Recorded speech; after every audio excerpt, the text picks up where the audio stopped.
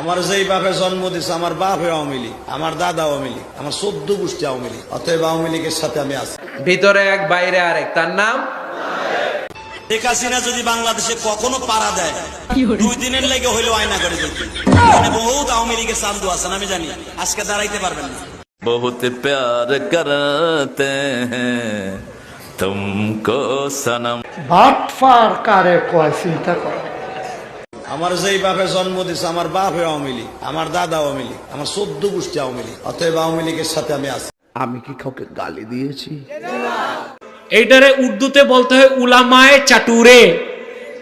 উলামায়ে চাটুরে, যেই দল ক্ষমতায় থাকে ওই দলের দালালি করে। এই রকম আলেম হচ্ছে মুনাফিক, ইসলামের শত্রু, জাতির শত্রু, দেশের শত্রু, গাদ্দার। সাউবান রাদিয়াল্লাহু তাআলা আনহু বলেন, আমার উম্মতের মধ্যে আমি সব থেকে বেশি আকাঙ্ক্ষা করি, আমি সব থেকে বেশি ভয় পাই ফিতনাবাজ আলেমদেরকে নিয়ে, যারা দ্বীনের মধ্যে, শরীয়তের মধ্যে, মুসলমানের আল জামার ভিতরে যারা ফিতনা সৃষ্টি করে, এমন আলেমদেরকে ভয় পান আল্লাহর নবী।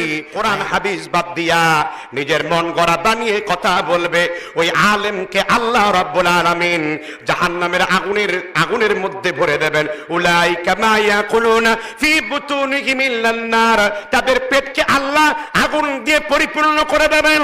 উলাইকা মা ইয়াকুলুনা ফি বুতুনিহিম ইল্লান নার, তাদের পেট আগুন দ্বারা পরিপূর্ণ হবে। আল্লাহ বলেন ওয়ালা ইউকাল্লিমুহুমুল্লাহ, আমি আল্লাহ তাদের সাথে কথা বলবো না। ওয়ালা ইউযাক্কিহিম, তাদেরকে পবিত্র করব না। যারা বানিয়ে বানিয়ে মানুষকে কথা বলে পথভ্রষ্ট করে।